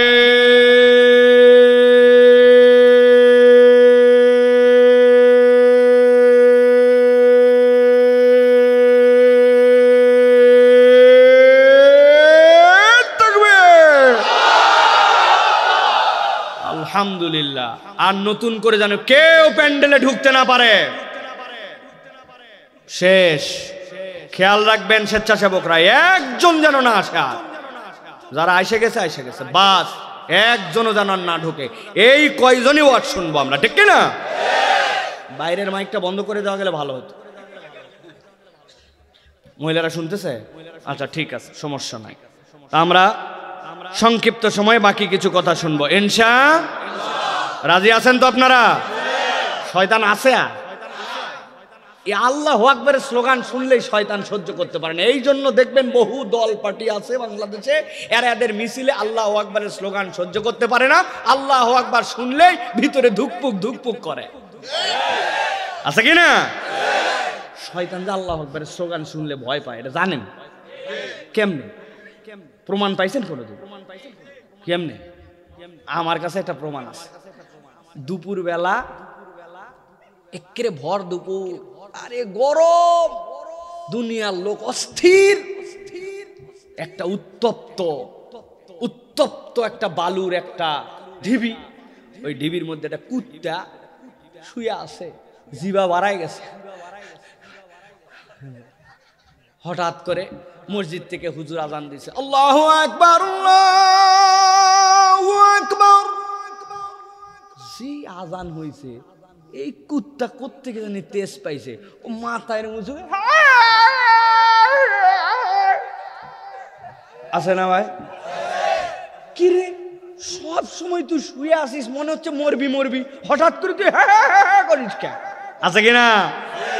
নবী বলতেছেন কুত্তা এমনি এমনি এরম করে না, আল্লাহু আকবার শুনলে কুত্তা শয়তান দেখে দেখে সে তখন হেউ হেউ করে। আজান শুনলে কুত্তা হেউ হেউ করে, শুনছেন আপনারা? সকালবেলা মোরগ বাঁকে শুনছেন? ও বাঁকে না, সুবহুন কুদ্দুসুন বলে। দেখে একদল ফেরেশতা নামতেছে আর আরেক দল ফেরেশতা উঠে যাচ্ছে বান্দার আমল নামা নিয়ে, আর বান্দা তখন ঘুমাচ্ছে। ও ডাগায়, সুবহুন উঠ উঠ। ফেরেশতা দেখবে তুই ঘুমাইছিলি, আরেক দল দেখবে তুই আসার পরেও ঘুমাচ্ছিলি, এটা তোর সময় না, ফজরটা পড়। আমি দেখি না, কিন্তু আল্লাহর নবী দেইখা বলে গেছে। এই জন্য আল্লাহু আকবার ইমানদারের শক্তি, ঠিক কিনা?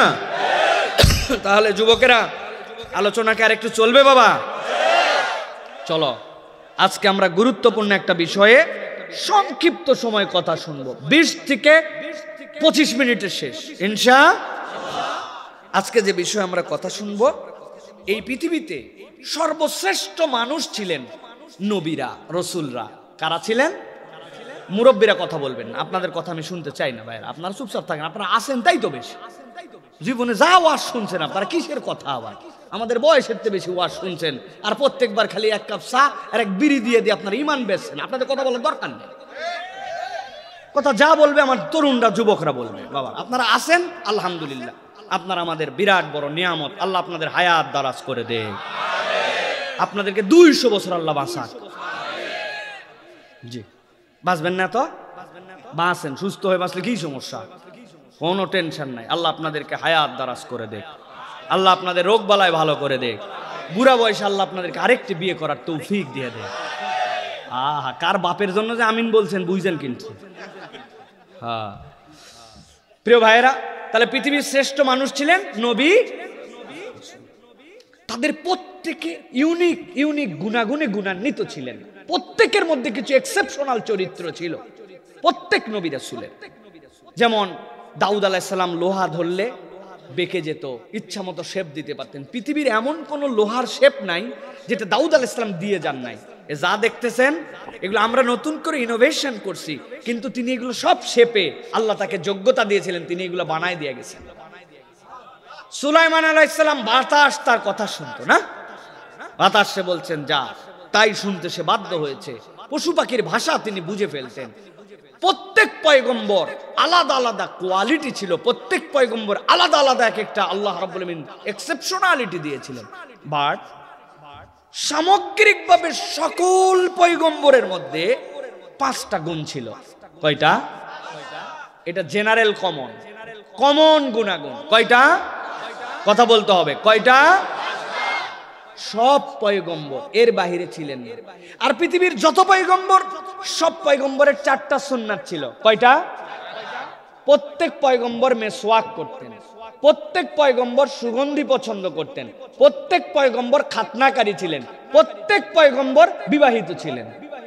কি বলছি ভাই? প্রথমটা বলছি মেসওয়াক, তারপরটা বলেছি সুগন্ধি, তারপরেরটা বলেছি কি বলেছি? সুন্নতে খাতনা ছিল প্রত্যেক পুরুষ। 4 নম্বরে বিবাহিত। এই 4টাই নবী রাসূলদের সুন্নত, জেনারেল। এই জন্য কোনো ব্যক্তি যদি মেসওয়াক করে সে নবীজির সুন্নত না, আদম আলাইহিস সালাম থেকে ঈসা আলাইহিস সালাম হয়ে নবী পর্যন্ত সব পয়গম্বরের সুন্নত আদায় করে। সুবহানাল্লাহ। কোনো ব্যক্তি যদি পকেটের মধ্যে একটু আতর রাখে আর একটু মাঝে মাঝে লাগায়, তা বুঝতে হবে আদম আলাইহিস সালাম থেকে আমার নবী পর্যন্ত সব নবীর সুন্নতটা আমি লাগালাম। কোন ব্যক্তি যদি পুরুষ সুন্নত করে, সব পয়গম্বরের সুন্নত পালন করলো, বিবাহিত উপযুক্ত সময় বিবাহ করে, এটা পয়গম্বরদের সুন্নত। পৃথিবীতে আল্লাহ বিয়ের দ্বারা পয়গম্বরদেরকে ধনী বানায় দিয়েছেন। সুবহানাল্লাহ। মুসা আলাইহিস সালামও তাই, বেচারি বিপদে গেছে, মাদায়েনে পালায়া দেখলো একদল লোক আসছে, কিরে সবাই খাওয়ায় কূপে, এই কয়টা খাওয়ায় না কেন এই মহিলারা? এই তোমরা খাওয়াও না কেন? বলে পুরুষদের ওখানে গেলে ওরা মারামারি করে, গন্ডগোল করে, আমরা পুরুষদের সাথে মিশে আমাদের প্রাণী খাওয়াতে পারবো না, সবার খাওয়ানোর পরে আমরা খাওয়াবো। উনি বললেন কি, মেয়েদেরকে এরকম অপমান করবে? তোমরা দূরে দাঁড়াও। উট নিয়ে এসে সবগুলারা খাওয়ায় দিয়ে দিয়েছে, বাড়িতে আগেই চলে গেছে। কিরে মায়েরা, তোরা না প্রত্যেকদিন দেরি করে আসে, আজকে আগে বলে? একটা ছেলে আসছিল আমাদেরকে হেল্প করে দিছে। আল্লাহ বলছেন নবীরে ডাক দেন। ওরে ডাক দেওয়ার পরে চুক্তি দিয়েছেন, বিয়ে তো দিবই দিব, 8 বছর আমার এখানে থাকবে, 2 বছর বেশি থাকলে আরো খুশি, আল্লাহ রাব্বুল আমিন এমন ধনী বানায় দিছেন, পয়গম্বরের পরে হিম্মত করে এসে মিশরে ফেরাউনকে পরাজিত করে আল্লাহ রাব্বুল আমিন তাকে ওই বাইতুল মুকাদ্দাস বিজয় দিয়ে আল্লাহ রাব্বুল আমিন তাকে দুনিয়ার বাদশা বানায় দিছেন। তো বিয়া মানুষকে গরিব বানায় না, বিয়া মানুষকে বড়লোক বানায়। হিম্মত করে করা লাগে, হিম্মত করে আগানো লাগে। চাকরি করব, বাকরি করব, প্রতিষ্ঠিত হব, বিসিএস হব, হ্যান হব, ত্যান হব, মাজা বেকা হয়ে যাব, তারপরে বিয়ে করব, মজাই শেষ। ব্যাককল যা পাইছো তাই নিয়ে লাগো। অটো পাইছো অটো চালাও, মানুষের জমিতে ধানের কাজ করার সুযোগ পাইছে, কাজ করো, পয়সা কামাই করো, বিয়ে করো, আল্লাহ বড়লোক বানাই দিবে ইনশাআল্লাহ। প্রিয় ভাইয়েরা, আমার বলার উদ্দেশ্য এইগুলা না, এটা প্রাসঙ্গিক বলে ফেললাম। প্রিয় ভাইয়েরা, তাহলে সব পয়গম্বরদের 5টি গুণ ছিল। কয়টা? এই 5টা গুণ শুনে আমাদের মধ্যে নেওয়ার নিয়ত করে চলে যাব। রাজি আছে ইনশাআল্লাহ? আল্লাহ যেন আমাদেরকে যোগ্যতা বাড়ায় দেন। 1 নম্বরে, পৃথিবীর সকল পয়গম্বর অতিথি পরায়ণ ছিলেন, মেহমান নেওয়াজি। তাদের প্রত্যেকের দিলের মধ্যে আল্লাহ ঢুকাই দিয়েছিলেন। সুবহানাল্লাহ বলেন। দুনিয়াতে এমন কোন পয়গম্বর নাই যেই পয়গম্বর মেহমানদারি করা পছন্দ করতেন না। ইব্রাহিম আলাইহিস সালামের নাম শুনছেন? কয় ছেলে ছিল ইব্রাহিম আলাইহিস সালামের? বলেন কয়জন? 2 জন। কয়জন? একজনের নাম ইসহাক, আরেকজনের নাম ইসমাঈল আলাইহিস সালাম। ইসমাঈল আলাইহিস সালাম কোন বয়সে জানি ঘটনা, কিন্তু মধ্যের অনেক কিছু আমরা জানি না। ভালো করে খেয়াল করেন, আমার দিকে তাকান। ইব্রাহিম আলাইহিস সালাম বাড়িতে নাই, হঠাৎ করে খবর পাইছেন তার বাড়িতে সেই রকম দেখতে শুনতে কতগুলা মেহমান আসছে। আল্লাহ বলতেছেন, নবী আপনাকে গল্পটা শোনায় রাখি। 4500 বছর আগের গল্প নবীজিকে আল্লাহ শোনাচ্ছেন। হাল আতাকা হাদিসু দাইফি ইব্রাহিম আল মুকরামিন। ইব্রাহিমের সম্মানজনক অতিথিদের খবর আপনি নবী শুনবেন নাকি? আপনারে বলি, ইজদাখালু আলাইহি ফাকালু সালামা। ভিতরে ঢুকে বলল আসসালামু আলাইকুম। কিন্তু যাদেরকে দেখতেছি এদেরকে তো চিনি না, আবার চেহারা যত সুন্দর দেখতেছি, এরা তো সফর করে আসতেছে তাও বোঝা যায় না। যদি ঘোড়ার পিঠে চালায় আসতো, জামা কাপড় ময়লা, চেহারা উস্কো খুস্কো, সফরের চিহ্ন, কিন্তু সফরের চিহ্নও নাই। আবার আমার সারাউন্ডিং এ তো আমি কোনোদিন কাউরে খাওয়ায় আমি আমার বাড়িতে খাই না, এরকম কেউ না, এদেরকে তো চিনি না। তিনি বললেন, ক্বালু সালামুন কওমুন মুনকারুন। অপরিচিত যারা তাদের প্রতি সালাম। এই কথা বলে ইব্রাহিম আলাইহিস সালাম চেনেন না, আপনজন নয়, কে না কে। আল্লাহ বলছেন ফাজাগা ইলা আহলিহি। ভাই একটু বসেন, আপনারা বসেন, আমি আসতেছি। এটাই হচ্ছে আরবিতে ফাজাগা ইলা আহলিহি। পরিবারের কাছে ইব্রাহিম আলাইহিস সালাম চলে গেলেন। একটু কলিজা ঠান্ডা করে দেখেন তো আয়াতটা বোঝেন কিনা। আল্লাহ বলছেন ফাজাআ বিইজলিন সামিন। পয়গম্বর চেনে না, অপরিচিত মানুষ, তার জন্য এমন একটা গরুর বাচ্চা ভুনা করে আনলো যেটা এখনো বাচ্চা ধারণ করে নাই, আবার সবে মাত্র দুধ ছেড়ে দিছে। এরকম মধ্য সাইজের একটা আস্ত গরুকে ভুনা করে মেহমানের সামনে হাজির করে দিছে ইব্রাহিম। আপনাদের এখানে জীবনের প্রথম ওয়াজ করতে আসলাম, একটা আস্ত মুরগি দিতে পারলেন না, ঠিক কিনা? ছাগল তো অনেক দূরের কথা, আর ইব্রাহিম আলাইহিস সালাম নিয়ে চলে আসলেন একটা আস্ত গরুর বাছুর। আপনি একটু ঠান্ডা মাথায় ভাবেন, একটু ভাবেন, দ্বিতীয়টা ভাবেন। আল্লাহ রাব্বুল আলামিন এরপরে কি বলছেন, কেন আল্লাহ নবীকে এই ঘটনা শোনাচ্ছেন? আল্লাহ বলতেছেন ফাকররাবাহু ইলাইহিম ক্বালা লা তাকুলুন।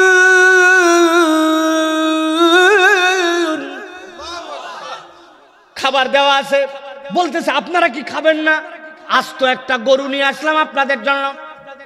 সাথে সাথে বলতেছে তারা, ও আল্লাহর পয়গম্বর কেমনে খাই বলেন? আমরা তো মানুষ না, আমরা ফেরেশতা। ফেরেশতা কি জন্য আসছো? বলে আল্লাহ আপনাকে একটা শুভ সংবাদ দিয়ে পাঠাইছেন। কি শুভ সংবাদ? আল্লাহ আপনাকে একটা গোলাম দিবেন, আপনাকে একটা সন্তান দিবেন। আমার বয়স হয়ে গেছে, আমার বইয়ের কবে মিন্স বন্ধ হয়ে গেছে, কেমনে হবে? কথা বাড়াবেন না। আল্লাহ বলছেন ওইভাবেই হবে। সুবহানাল্লাহ বলবেন না? 80 বছরের নবীকে আল্লাহ সন্তান দেন, মিন্স বন্ধ হওয়ার পরেও গর্ভবতী বানান। তার আগে আল্লাহ কোন দুঃখে এই মেহমানদারির গল্প শোনান, একটু মাথা খাটায় ভাবেন। অবিশ্বাস্য জীবনে কিছু যদি পেতে চান, যেইটা আপনার কামনা সেইটা তালাশ যদি করতে চান, আর সেইটার সাথে প্রাপ্তির মিল ঘটাতে চান, তাহলে আপনাকে মেহমান নেওয়াজ হতে হবে। মেহমান যে খাওয়ায় আল্লাহ তার জীবনে অবিশ্বাস্য বরকত দিয়ে দেয়। আল্লাহ এমনি এমনি গল্প শোনান নাই। তাহলে 1 নম্বরে আমরা মেহমান নেওয়াজি হব। সাধ্যের মধ্যে মানুষকে খাওয়ানো, মেহমানদারি করা, মানুষকে দাওয়াত দেওয়া, আপ্যায়ন করা, কমে না বাড়ে, ঠিক কিনা? পারবো তো ইনশাল্লাহ। চলেন এবার 2 নম্বরটায়। পৃথিবীর যত পয়গম্বর ছিলেন সব পয়গম্বরের গুণাগুণ ছিল তারা মানুষকে ক্ষমা করে দিতেন। কোনো ভুল মানুষেরটা ধরে রেখে এর পিছনে লেগে থাকা, এটা নবীদের চরিত্র ছিল না। আমরা আল্লাহর কাছে দুনিয়ার ক্ষমা চাই, কিন্তু আমরা নিজেরা মানুষকে ক্ষমা করে দেই না, ঠিক কি না? এই জন্য মানুষকে ক্ষমা করতে হবে। আল্লাহ রাব্বুল আমিন দীর্ঘ ঘটনা কোরআনে এনেছেন। আমাদের আবু বকর সিদ্দিক রাদিয়াল্লাহু তাআলা আনহু, হযরতে মিস্তা নামে একজন সাহাবী ছিলেন, তার পরিবার চালাতেন। এত গরিব, বাজার আবু বকর রাদিয়াল্লাহু তাআলা না করে দিলে উনার সংসার চলতো না। যখন হযরত আয়েশা সিদ্দিকা রাদিয়াল্লাহু তাআলা আনহা উটের পিঠে করে যুদ্ধের থেকে ফেরার সময়, যখন তিনি এত হালকা মানুষ ছিলেন, তার গলার চেন হারায় গেল, খোঁজার জন্য পিছে পড়ে গেলেন, তখন অনেক মুনাফিকরা বলতে শুরু করলো আল্লাহর নবীর চরিত্র খারাপ, নাউজুবিল্লাহ।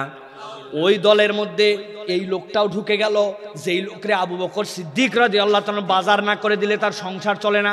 চিন্তা করেন তো, বাহিরের লোক বলে বলুক, যেই লোক আমার খায়, আমার পরে আমার জাগির থাকে, সে যদি আমার মেয়ের বিপক্ষে কথা বলে, বাহিরে দুনিয়া একদিকে, তুই তো আমার পক্ষে থাকবি, ঠিক কিনা? আবু বকর সিদ্দিক রাদিয়াল্লাহু তাআলা রাগ করে বললেন, মিস্তা সবার কথা মেনে নিতে রাজি, তোর খাওয়া পড়া সংসার চালানো সব আল্লাহ আমার দ্বারা করায়, আর তুই আয়েশার বিপক্ষে কথা বলিস, আজকের থেকে তোর সাথে কোনো সম্পর্ক নাই, আর কোনো খাবার দাবার তোর সাথে নাই, তোর ক্ষমার অযোগ্য অপরাধ করছিস।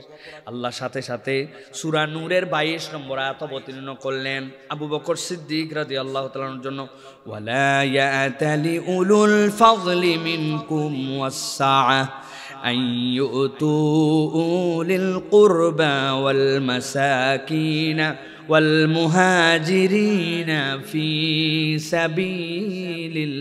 সাবিলিল্লাহ। আল্লাহ বললেন এটা শোভা পায় না কোন মুহাজিরের জন্য, কোন আল্লাহর বান্দার জন্য, যে সে কাউকে কোনো কিছু দিছে তার জন্য আবার খোঁটা দিবে তাকে, তার জন্য স্ট্রিক হয়ে যাবে, বরং শোভা পায় ওয়ালিয়াফু ওয়ালিয়াসফাহু, তার দোষত্রুটিগুলো উপেক্ষা করবে, তাকে ক্ষমা করে দিবে। আলা তুহিব্বুনা ইয়াগফিরাল্লাহু লাকুম ওয়াল্লাহু গফুরুর রহিম। আল্লাহ বলছেন তোমরা কি এইটা পছন্দ করো না যে আল্লাহ তোমাকে ক্ষমা করে দিবেন? আল্লাহ তো গফুরুর রহিম। নিজের মেয়ের বিপক্ষে, নবীর স্ত্রীর বিপক্ষে একজন এরকম অপবাদ দেওয়ার পরে যখন স্ট্রিক হয়ে গেছে না আবু বকর, আল্লাহ তারে বলছেন ওয়ালিয়াফু ওয়ালিয়াসফাহু, তুমি উপেক্ষা করো, ক্ষমা করে দাও। আর আপনি আমি সাধারণ কোনো বিষয় নিয়ে মন ধরাধরি হলে ক্ষমা করতে পারি না, সুযোগ পালেই পুরাতন ইতিহাস তুলে তুলে খোঁচা মারি, আছে না ভাই?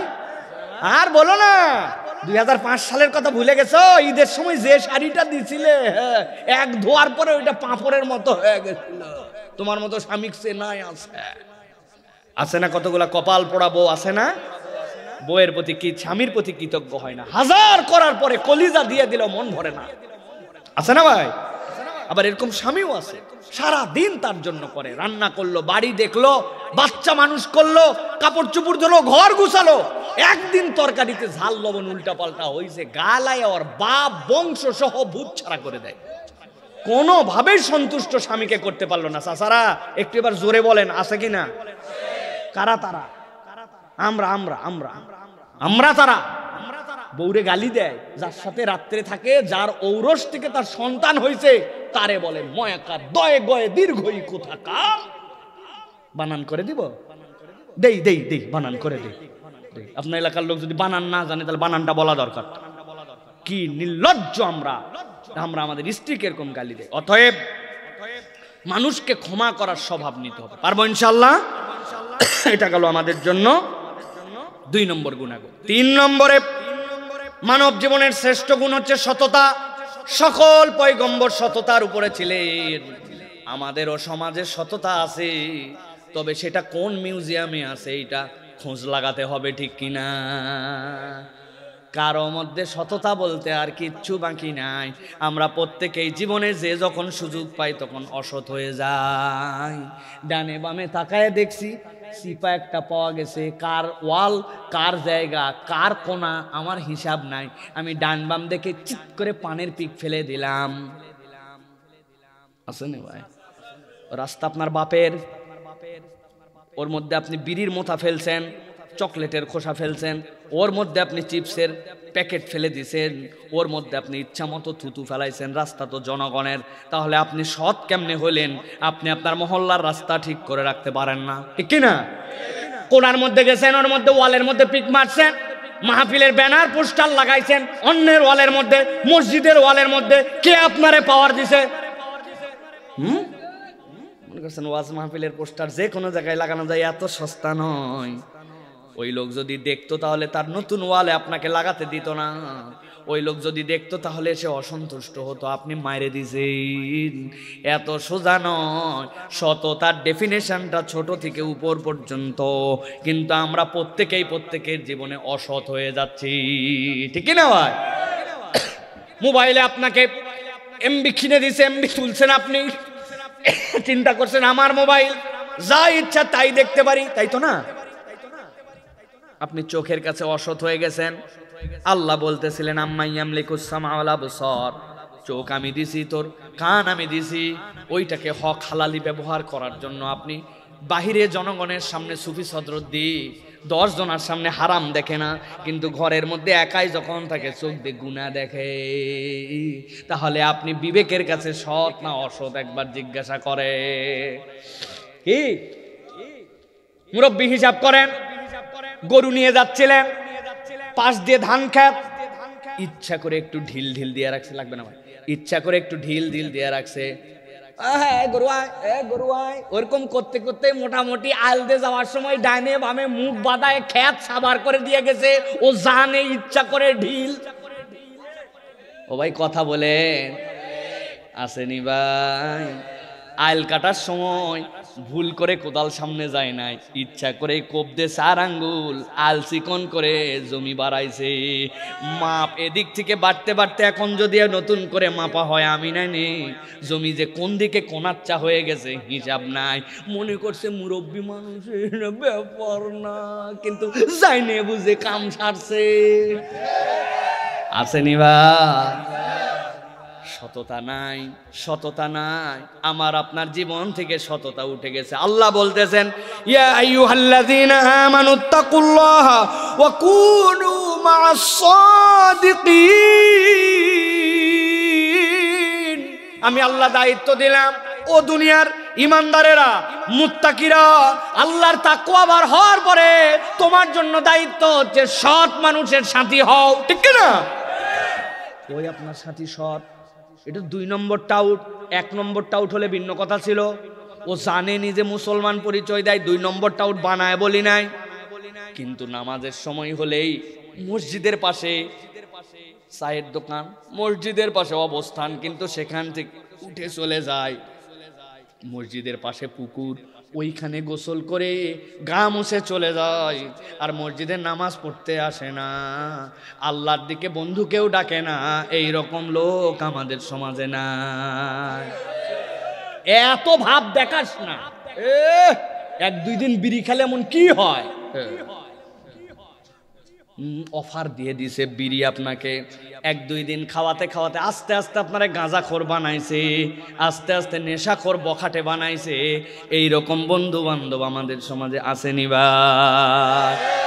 মুরব্বী চায়ের আড্ডা মারেন, ভিতরে যে সুবহানাল্লাহ ওজিফা যা করে আসছেন, ভিতরে যা ইবাদত করে আসছেন, চায়ের আড্ডায় বসে 3 জন মিলে গীবত কমিটির ছোট্ট পার্লামেন্ট,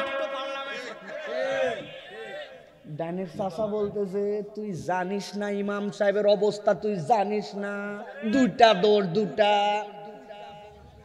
পাশের জন বলছে গাধা কোথাকার, পুরাতন কথা আর কতই বলবি, নতুন দুইটা খবর আছে ইমাম সাহেবের। ইমাম সাহেবের বউ কাপড় নাড়ছিল, ওই কাপড়ের শাড়ির আঁচল বাউন্ডারি ওয়ালের বাহিরে দেখা গেছে। কত বড় বেয়াদব মহিলা। ইমাম সাহেবের দোষের কোনো শেষ নাই।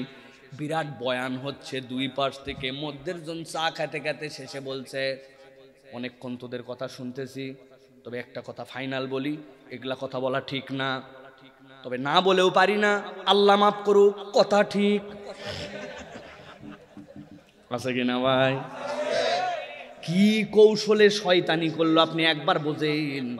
উনি সমগ্র আলোচনার সাথে নিজেকে হ্যাঁ ভোটে জয়যুক্ত করাইছে এই কথা বলার দ্বারা। কথা বলা ঠিক না, না বলেও পারি না, আল্লাহ মাফ করুক, কথা ঠিক। আপনার যত ওজিফা যত আমল ভিতরে সৎ করে আসছেন, আপনি অসৎ হয়ে গেলেন, আল্লাহর কাছে অসততার কারণে হিসাব দেওয়া লাগবে। আল্লাহ এই জন্য বলছেন পৃথিবীর যত পয়গম্বর, সব পয়গম্বরেরা দুনিয়ার বুকে যারা আসছেন তারা সৎ ছিলেন। এই জন্য কবি মতিউর রহমান মল্লিক বহু আগে আপনার আমার জন্য গেয়ে দিয়ে গেছেন যে মানুষ তুমি হঠাৎ করে যদি কোনো কাজ করতে চাও, সেটা তোমার জন্য হয়তো আবেগে এসে করা সহজ হতে পারে, কিন্তু বিবেক দিয়ে চিন্তা ভাবনা করে আল্লাহর দিকে আসা অত সহজ নয়। আবেগ সে তো হঠাৎ আগুন, একটু তাপে জ্বলবে দ্বিগুণ, সেই আবেগের মায়ায় পড়ে হয়তো জীবন দেওয়া যেতেও পারে, কিন্তু তিলে তিলে অসহজালাশয়ে, কিন্তু তিলে তিলে অসহজালাশয়ে বিবেকে দিয়ে আল্লাহর পথে জীবন রাঙানো নয় তো সহজ, তুমি মানো কি? কথা ঠিক কিনা? হঠাৎ করে উত্তেজনা চলে আসছে হুজুরকে দেখে, লিল্লাহে তাকবীর, আল্লাহু আকবার, সব তাকবীরের ঠেলায় অস্থির। কিন্তু বলা হয়েছে যেই আল্লাহু আকবার বলা হলো ওইটার পক্ষে তোমাকে আসতে হবে, আল্লাহু আকবার বলে নামাজে হাজির হতে হবে, ফজরে আসতে হবে, দিন কায়েমের জন্য প্রচেষ্টা করতে হবে। তখন আর হুজুরে খুঁজে পাওয়া যায় না, আছে না ভাই? এই জন্য বুঝে সুঝে এগোতে হবে, সততা আমার জীবনে থাকতে হবে, টপ টু বটম আমি সৎ, এইটা আপনাকে প্রুফ করতে হবে। কেউ দেখলেও সৎ, না দেখলেও সৎ, কারণ আল্লাহ দেখে, ঠিক কিনা? তাহলে এটা গেল 3 নম্বর। ঘুমাই গেছেন কারা কারা? হাত তোলেন। একজন হাত তুলছে। আহা, বালিশ দিব ভাই? না, মাশাআল্লাহ, শেষ শেষ শেষ, আর টেনশন করেন না, অনেকক্ষণ হয়েছে। 4 নম্বরে খুবই গুরুত্বপূর্ণ। প্রথমটা কি বলছি, কে বলতে পারবেন? 1 নম্বর গুণ হাত চাষা, আতিথেয়তা, হ্যাঁ মেহমানদারি, হ্যাঁ। এবার 2 নম্বর বলেন, আতিথেয়তা 2 নম্বর। 2 নম্বর কি? ক্ষমা। 3 নম্বর সততা। বলেন না, বলেন। 1 নম্বর, 2 নম্বর, 3 নম্বর। চাচা ঘাবড়াই গেছেন? বলেন, আবার একবার বলেন। প্রথমটা কি বাবা? বলেন মাশাআল্লাহ। 2 নম্বরটা বাপ? মাশাআল্লাহ। 3 নম্বর সততা, মাশাআল্লাহ। এদিকে আসেন, এদিকে আসেন, আপনি এদিকে আসেন, আপনাকে একটা হাদিয়া দেই, আসেন, আপনি পারছেন, এদিকে আসেন চাচা, আসেন আসেন চাচা, আসেন। এই যে এটা দিয়া জর্দা ছাড়া পান খাবেন আর আমার জন্য দোয়া করবেন। মাশাআল্লাহ, মারহাবা বলেন। মানে লাভ দিয়া তাও তো বলছে সাহস করে, ঠিক কি না? তাহলে এই 3টা গেল। এবার 4 নম্বর কি? 4 নম্বরে ইনাবা। কি বলছি? সবাই বলেন, এই আবার কি জিনিস? চলেন একটুখানি বোঝার চেষ্টা করি। ইনাবা মানে এমন একটা দিল, সব সময় যে দিলটা আল্লাহর সাথে লেগে থাকে। সুবহানাল্লাহ। গুনাহ হবে, অপরাধ হবে, ভুল হবে, মুখ দিয়ে মিথ্যা বেরোয় যেতে পারে, গালি একটা হয়ে গেছে, কিন্তু সাথে সাথে ফেরত আসছে, আল্লাহ তোমার সাথে আমার সম্পর্ক আছে, ভুলের উপরে আমি থাকতে চাই না, তোমার সাথে আমি আবার দিলকে লাগাই নিলাম। আল্লাহ কোরআনুল কারীমের মধ্যে বলছেন এই বান্দারা ড্যাম কেয়ার চরিত্রে হবে না, এই বান্দাদের চরিত্র হবে তারা আল্লাহর সাথে লেগে যাবে। ভুল হয়ে গেছে, কেউ একজন ধরায় দিয়েছে, করলে কি হয়, আছে না এরকম?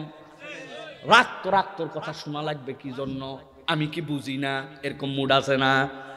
আর একদল লোক থাকবে নবীওয়ালা চরিত্রে, ভুল হবে, অপরাধ হবে, কেউ যদি ধরায় দেয়, বলে দেয়, বুঝতে পারে, সেইটার উপর অহংকার করবে না, দাপট দেখাবে না, সাথে সাথে মাথা নিচু করে ফেলবে। আল্লাহ সূরা হুদের মধ্যে বলছেন ওয়ায়াকুলুল্লাযীনা কাফারু লাউলা উনজিলা আলাইহি আয়াতুম মির রাব্বিহি قل إن الله يضل من يشاء ويهدي إليه من أناب।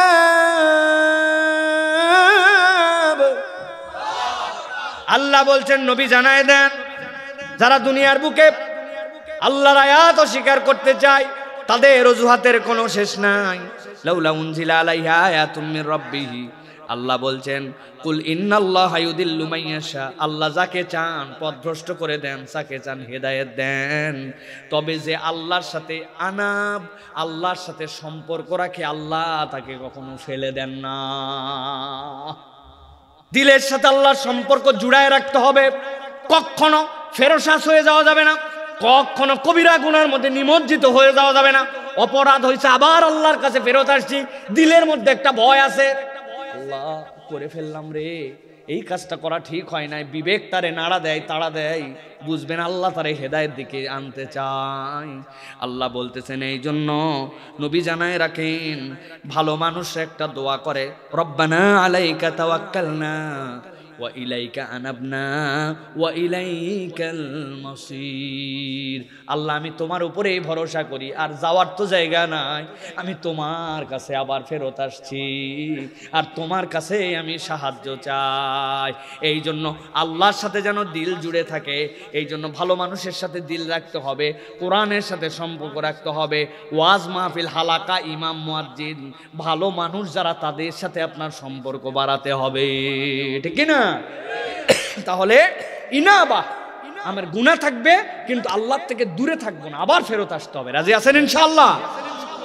এতদিন ফজর নামাজ হয় নাই, না হোক, আজকের থেকে তওবা করলাম, এলার্ম দিলাম, ইমামকে জানায় রাখলাম, আমাকে কল দিবেন, আমাকে উঠাবেন, ফজর ক্যাম্পেইনের গ্রুপ বানালাম, আমি যেভাবেই হোক ফজরের নামাজে আসতে চাই। আমি যদি না উঠি, তোরা যদি আমার বন্ধু হোস, দরজা পিটাইয়া লাল করে ফেলবি, আমি কিন্তু ভাই তোদের দরজা ডাকার সময় লাঠি নিয়ে বাড়াতে পারি, ভয় পাবি না। আমি যদি লাঠি নেই তো তোরা পানি দিয়ে আমাকে গোসল করাই দিবি, যা যা আগেই ভিডিও করে রাখবেন, তুই এগুলো বলছিস নিয়া ফজরের সময় ওরে তুলতে যাবেন, 10 জন মিলে জান্নাতে একটা কাফেলা বানাবেন, এই কাফেলা 11, 12, 100, 200 করে হয়ে যাবে, এরকম করে সমাজ পরিবর্তন হবে। খালি বলে হুজুর উঠতে পারি না, দোয়া করবেন, উঠবে কেমনে? তোমার পরিবেশ নিজে তোমারে বানানো লাগবে, ঠিক না? 5 নম্বর সর্বশেষ পয়েন্ট, প্রত্যেক নবী রাসূলের সাথে এটা জড়িত ছিল। প্রত্যেক নবী রাসূল আল্লাহর শাকের বান্দা ছিলেন, যার জীবনে শুকরিয়া আছে তার জীবনে সব নিয়ামত আছে। সুবহানাল্লাহ। আমাদের জীবনে কৃতজ্ঞতা নাই। আল্লাহ কোরআনে বলছেন ফাজকুরুনি আযকুরকুম ওয়াশকুরুলি ওয়ালা তাকফুরুন। আল্লাহর প্রতি তুমি স্মরণ করো, আল্লাহ তোমাকে ভুলবেন না, আর আল্লাহর কৃতজ্ঞ হও, রব্বুল আলামিনের অকৃতজ্ঞ হইও না। আই রব, আমার চোখ দিয়ে তুমি দেখতে দাও, অন্ধ মানুষ প্রচুর দেখেছি, আল্লাহ তুমি আমার মুখ দিয়ে বলতে দাও। অন্য কাউকে খাবার লিকুইড বানায়া কত লোককে দেখলাম সিরিঞ্জ দিয়ে দিয়ে পেটের মধ্যে পুশ করে। আল্লাহ এত গুনার পরেও তুমি আমারে জবান দিয়ে খাইতে দাও, চোখ দিয়ে দেখতে দাও, কান দিয়ে শুনতে দাও। আমি যখন গুনাহ করি ওই দরজার নিচ দিয়ে অক্সিজেন পাঠায়া তুমি আমারে তখনও বাঁচায় রাখো। আল্লাহ আমি তোমার অকৃতজ্ঞ বান্দা, কিন্তু আমি কৃতজ্ঞ, তুমি আমার রব, তুমি আমার শ্রেষ্ঠ স্রষ্টা, তুমি আমার মালিক, তুমি আমার খালিক। আল্লাহু আকবার। আল্লাহ এই জন্য বলছেন ওয়া ইস্তাযানা রাব্বুকুম লা ইন শাকারতুম লাযীদান্নাকুম ওয়া লাইন কাফারতুম ইন্না আযাবী লাশাদীদ। আল্লাহর অকৃতজ্ঞ হলে বাঁচার কোনো উপায় থাকবে না। এই জন্য খুঁজে খুঁজে আল্লাহর নিয়ামতের হক আদায় করা লাগবে, ঠিক কি না? মাঝে মাঝে আমরা একটা বেয়াদবি করি, মনে হয় যেন আল্লাহর আমাদের অফিসের কর্মচারী, আমি তার কাছে দরখাস্ত দিলাম দোয়ার, আল্লাহ কবুল করার জন্য বোধহয় বাধ্য, এরকম একটা মুড থাকে আমাদের। তুমি দিবে না কেন আল্লাহ, এরকম একটা মুড থাকে আমাদের মধ্যে। আল্লাহ কারো দোয়া কবুলের জন্য বাধ্য নন। আপনার দায়িত্ব দোয়া করা, কিভাবে দিবেন এটা আল্লাহ জানেন, এটা দায়িত্ব আমার। এটাও একটা কৃতজ্ঞতা যে আমি আল্লাহর কাছে চাই, কিন্তু আমার ডিমান্ডটা এরকম, আমি এত করলাম তাও রেজাল্ট খারাপ হলো। বেটা তুমি পড়ো না এই জন্য তোমার রেজাল্ট খারাপ হয়েছে, তুমি বুঝো না এই জন্য, এটা তোমার অযোগ্যতা। আল্লাহ রাব্বুল আলামিন তোমাকে দিতে বাধ্য নন। আল্লাহকে বাধ্যতার মধ্যে কোনো কিছু আনলে কুফরি হয়ে যাবে। এই জন্য বুঝে সুঝে আল্লাহর প্রতি, নিয়ামতের প্রতি কৃতজ্ঞ হতে হবে।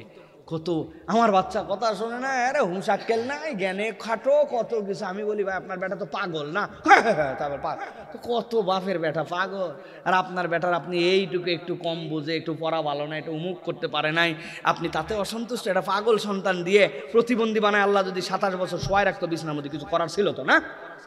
কৃতজ্ঞ হন না কেন?